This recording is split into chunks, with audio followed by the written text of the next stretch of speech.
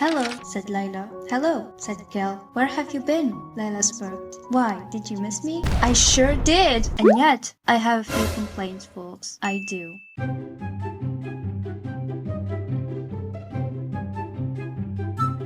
The first book, A Darker Shade of Magic, was a very enjoyable read. I somehow knew I would like it as soon as I started the first chapter. Good writing style? Check.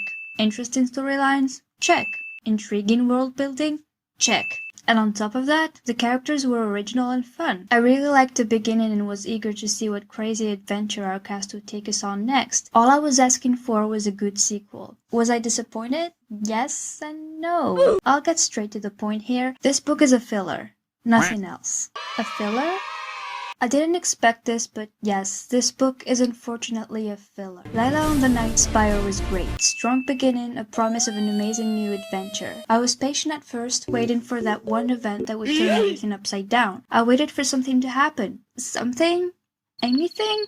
It wasn't coming. And right now you're probably thinking, hey, what about the tournament? I'll talk about this in a minute, but I'm sorry. What does this book have to do with the first one? I thought this was supposed to be a sequel. Why did it feel like some sort of side story instead? I can't be the only one. Who else expected the book to be set in Black London? Who else wanted the book to do something, to say anything about Black London? Raise your hand? I thought the direction of the story was obvious, seeing how the first book ended. Well, instead of Black London, or any other London for that matter, we stayed in Kel's home and we got something else. The tournament.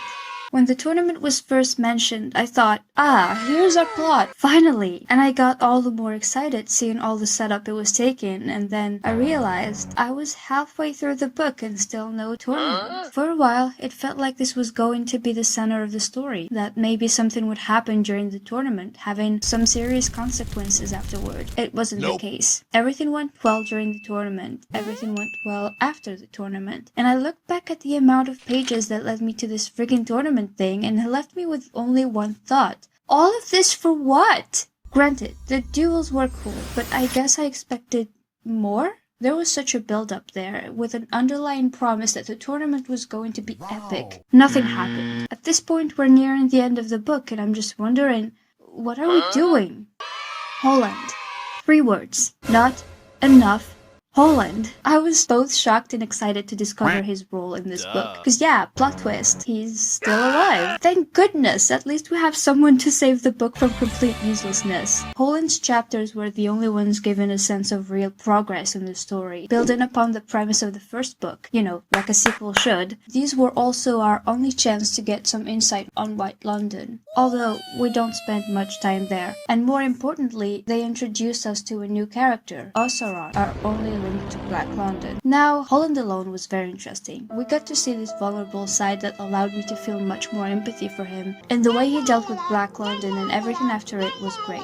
My only regret is that he didn't prove to be much of a danger in this book, up until the end at least. He was a threat, but one that the others weren't even aware of, which did increase the surprise factor, true, but it was a bit weird having this good storyline going on while all of the other characters, our main cast mind you, were doing whatever. And despite his character development, his small appearances here and there weren't enough for us to know much about him. I say we start a campaign to make Holland the main character. Vote Holland for true protagonist of Shades of Magic.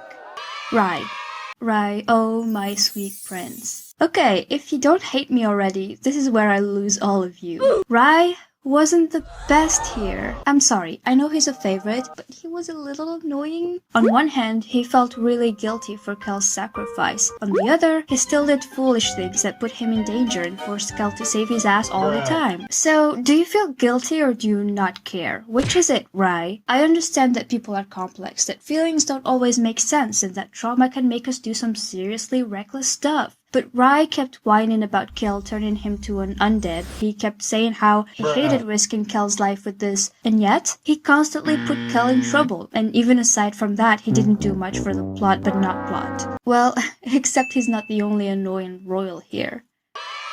The marriage. What's with the king and the queen? I thought that their behavior towards Kel to be exaggerated. Did he mess up? Yes, I understand their shock given what happened to Rai, but was Kel the only one to make mistakes? No. Nope. Rai definitely did mess up too, and yet they acted as if Kel was the only one to blame. I could kind of get it at first. Their suspicion and anger were understandable, but the more they punished Kel, even when he did nothing and it was Rai, and Rai again, doing stupid stuff, the more it felt wrong to me. Remember the first book? Maxim and Emira treated him like their son. Where is it now? How can you go from such an unconditional love to something close to hate? I mean, their son is a little dead, but holding only Kel accountable made it feel unfounded and unfair, and it annoyed me to no end.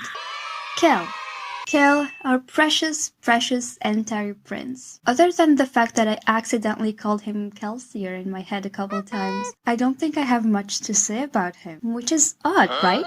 Given that he's our main character here, or he is supposed to be, completely, and I mean completely overshadowed by everything and everyone else, especially Layla, whom I'll talk about in a minute. Kel doesn't have any purpose in this book. The plan to get him into that waste of time of a tournament under disguise sounded like an exciting idea to me, because again, the book made the tournament sound exciting. Instead, having him compete was totally useless. Did that achieve anything? No. Nope. Not story-wise, not on a character level. The author writing this storyline for Kel is like making up some shitty game to distract a small kid long enough for you to do something else on the side, and thus, we lost Kel. But who is Kel? This is an issue that started in book 1 that I thought would slowly disappear as I kept reading, but we're on book 2 and I still feel unable to tell you who exactly this guy is. He's selfless, he's kind, he's a good magician, he's in love with Layla and very close to his brother Rai, and he's got a nice coat. It isn't that bad, but we never get a real sense of who Kel is, and one reason for that might be the mystery of his kind. Where do Antari come from? Why are they so rare? No, actually forget about the Antari. Just tell me where Kel comes from. How did he end up adopted by the royal family? What was his life like before? His backstory is unclear, and if you think this will change in the next book, well... Wait, stop. Just a second. I just found out that there's a collector's edition of A Conjuring of Light that has bonus content, including Kel's backstory. I still feel like this shouldn't be a bonus, but I guess I'll need to read that. Also, isn't he supposed to be one of the most powerful magicians out there? You know, being an emperor and all. So how come he struggles more than Layla? You know what? That's it. Let's do it. Let's talk about Layla. Layla Bard. Layla used to be such a fun, chaotic character. That's right, used to be. Very peculiar girl that's afraid of nothing, badass thief from an ordinary world, wannabe pirate who may or may not have a talent for magic. And in the beginning of this book, she was just good old Layla, making me grin at her misadventures and her fondness for trouble. After that, what happened? In order to understand why and how Layla went from fun tornado of a girl to annoying Mary Sue, I suggest we hold a trial. Ladies and gentlemen of the jury, this is a criminal case involving Layla Bard, accused of practicing illegal Mary Sue. Your duty today will be to determine whether the defendant is guilty or not guilty based only on facts and evidence provided in this case. Evidence number 1. Ooh, she's not like other girls. I swear you don't need to tell me every 2 pages that Layla is one of a kind. I know that. I get it. I read the first book and trust me, I noticed how special she was. Enough of that, please. Evidence number 2. Wait, how did you do that? Layla seemed a bit too powerful after only 4 months of being a magician. Sure, she practiced a bit with Alucard, and I get that she is one of a damn kind, but still.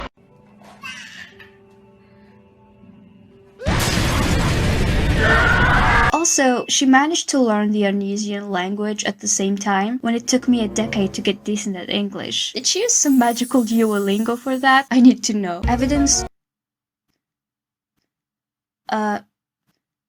Layla? Someone take away those knives. Okay, evidence number 3. Look at her. She's so strong. Layla acting cold and tough in the first book made total sense. I didn't expect her, nor did I want her, to change. But you would expect such an important character to get some development, right? Instead of that, her toughness just became very forced. I thought that maybe her making friends and kind of falling for Cal would change her for the better, but she was impossibly stubborn in the name of the strong female character trope, which, by the way, came more across as kid, and I didn't like it anymore. Make her tough all you want, but let her act like a normal person too. Having feelings isn't a weakness, and being a little soft towards those you love doesn't mean you can't be a badass thief pirate magician. Come on, Layla. I know you want a hug. Yo, low-key, dude? Low-key? You look cute today. Low-key though, dude. Low-key, dude. Evidence number 4. Irrational is the new cool. Layla did some stupid stuff and I could not ignore it. Her way of willingly throwing herself into trouble didn't bother me in the first book, because after all, it was not only part of her character, but she was also pushed by the circumstances surrounding her. In this book, no reason for her to act so recklessly, and yet she did.